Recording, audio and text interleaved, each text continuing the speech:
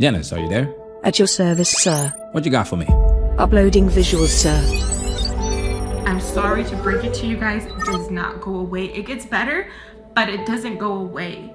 There's times when my husband can be so romantic and that feeling comes, and I feel so disgusted with myself, and I feel so bad because I see that, he's being so sweet. That never goes away.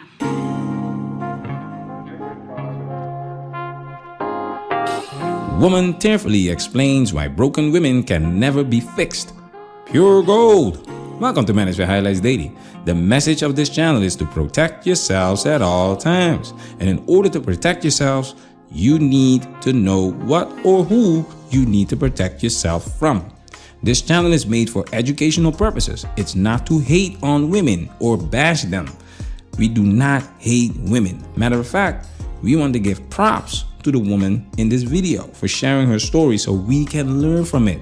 This is pure gold. She has all kinds of stories on her channel, and we will put a link to the story in the description because we're only highlighting a specific part of her story. Yesterday, we highlighted the movie Tully, and this clip stood out. Just don't make it personal. Why don't you just tell her you want to change the scenery? Why? Why do I have to lie to her? Why can't I just be honest and say that we're better off without each other? Because you'll hurt her. And if you hurt her, you'll regret it. Girls don't heal. Girls heal. No, we don't. We might look like we're all better, but if you look close, we're covered in concealer. Fuck.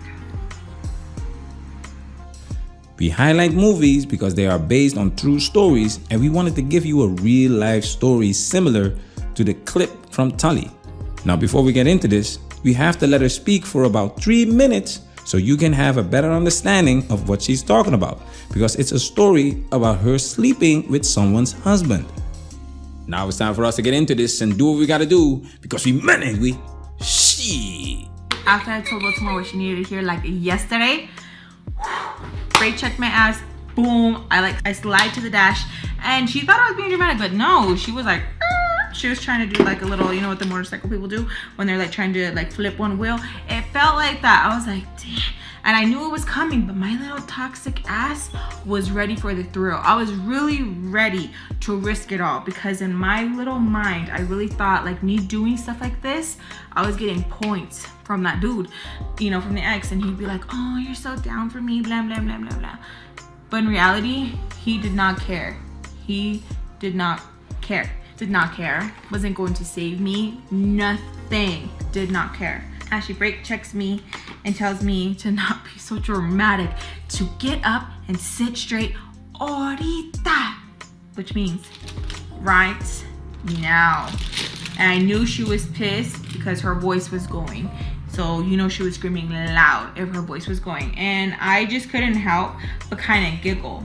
Now, I don't know why I had this like little toxic trait where it almost felt like as I think about it, like I was transforming into somebody else. I was kind of like excited, I'm not gonna lie. I was kind of excited, and I even smirked when I kind of sat up because again, I'm mad, pissed, frustrated, and I'm trying to get these brownie points for this dude. So if he sees that I'm loyal enough, I don't know that he will fully love me and I will be loved. And it will be that kind of love that is just like, oh my God, everyone just desires and wants. I really so cold-heartedly wanted that, and it really trips me out because I was a freaking baby.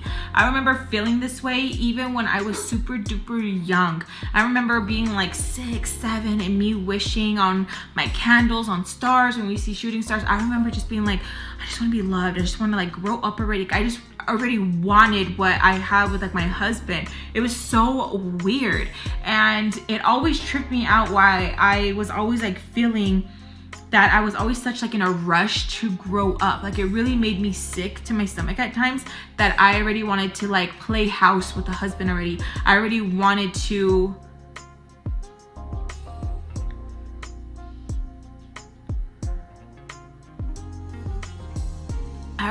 grow up because I felt nasty with like what had happened to me. So I was thinking, and like I came to realization, and my therapist, and even as I'm talking to you guys, I realize so much, where it's like at times my therapist tells me things and like it doesn't click, and then as I talk out loud it clicks.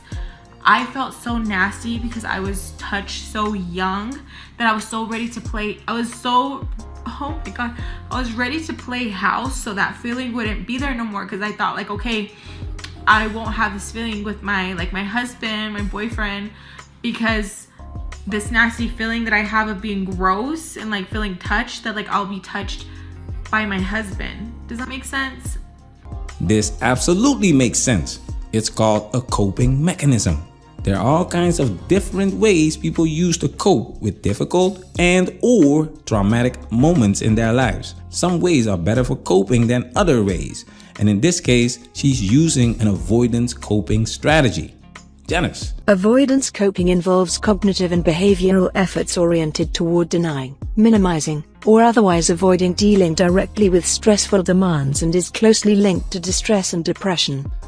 So she actually uses another feeling as a substitute for the nasty feeling she has because of her traumatic experience. And that does not solve the problem. Matter of fact, it causes more problems. Let's take it a step further.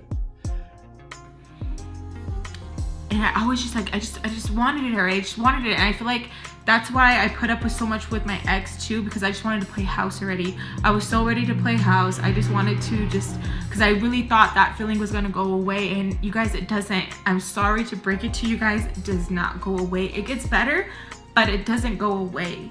There's times when my husband can be so romantic and that feeling comes, and I feel so disgusted with myself. And I feel so bad because I see that, he's being so sweet. That never goes away. And it really pisses me off that like us who have been touched go through this, and those people who have hurt us don't get to have that feeling, that they don't understand, that they don't just traumatize us, those times. It's for life that we have this. It gets better. I promise it does get better. But it doesn't completely go away. And it freaking sucks. Like, it sucks. I wish there is something that I can do. I feel like as I'm talking to you guys more, it does help. But I would be lying if I say like it has completely gone away. It doesn't. Like, the craziest, smallest things will trigger that feeling. And I'm like, I thought we were getting better. It's just crazy. We just find different ways to heal and to kind of like get over it. You know what I'm saying? But it's just like... This is where I'm talking directly to you guys, because we men, ain't we? This is not your problem. This is not your responsibility. What happened to her is terrible. I do not wish this upon anyone, but it's not our job to fix these women. It's not our job to make women happy. Did you hear what she just said? Her husband is doing romantic things for her, and he is so sweet, and yet she feels nasty, which means this is a problem that she has to fix herself. I'm not saying a man can't support her, but do not come here broken. This is why you take these women on coffee dates, if you still think it's worth dating in Western society, because the majority of modern women, I'm talking about millennials and Gen Zs, are broken.